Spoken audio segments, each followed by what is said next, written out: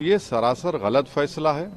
और आखिरी बात यह है कि नरेंद्र मोदी की सरकार जब तक अपनी खामोशी को तोड़ेगी नहीं और साफ तौर पे कहेगी नहीं कि हम प्लेसेस ऑफ वर्शिप एक्ट के ऊपर स्टैंड बाय करते हैं, ये पूरे तनाज़े चलते रहेंगे। 17 जनवरी को डिस्ट्रिक्ट मजिस्ट्रेट को रिसीवर अपॉइंट किया। तीसरी बात यह है कि आज जिन्होंने जो फैसला लिया है वो तो पूरे केस को डिसाइड कर दिया उन्होंने। 93 से अब 30 साल हो गए। हाँ, उसमें मूर्तियां कहाँ हैं, कैसे मालूम उनको? मस्जिद को लेकर फैसला आया, हिंदू पक्ष को अब तहखाने में पूजा करने की इजाजत दे दी गई है। कैसे देखते हैं आप इसको, क्या कहेंगे सर? सबसे पहले यह है कि आपको जानना चाहिए कि आज जज साहब का आखिरी दिन था, रिटायरमेंट था। दूसरी बात यह थी कि उन्होंने 17 जनवरी को डिस्ट्रिक्ट मजिस्ट्रेट को रिसीवर अपॉइंट किया। तीसरी बात यह है कि आज जिन्होंने जो फैसला लिया है वो तो पूरे केस को डिसाइड कर दिया उन्होंने। यानी आपने एक तो कितने 93 के बाद से अब तक वो खुद कह रहे हैं कि वहां पर कुछ नहीं हो रहा था।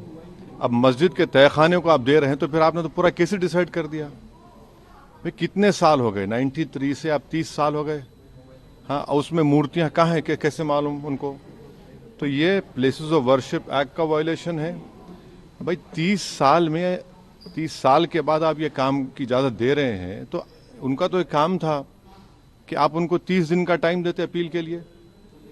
आप कहते हैं कि 7 दिन में पूरा निकाल दो, ग्रिल्स निकाल दो और आप इजाज़त दे दिए। तो ये सरासर गलत फैसला है।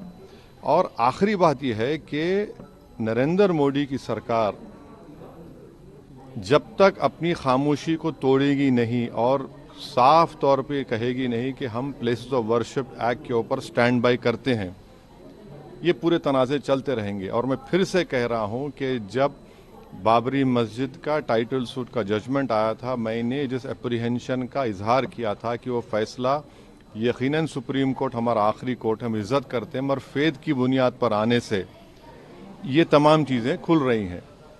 और उस सुप्रीम कोर्ट के फैसले में प्लेसेस ऑफ वर्शिप एक्ट को बेसिक स्ट्रक्चर का हिस्सा करार दिया गया था।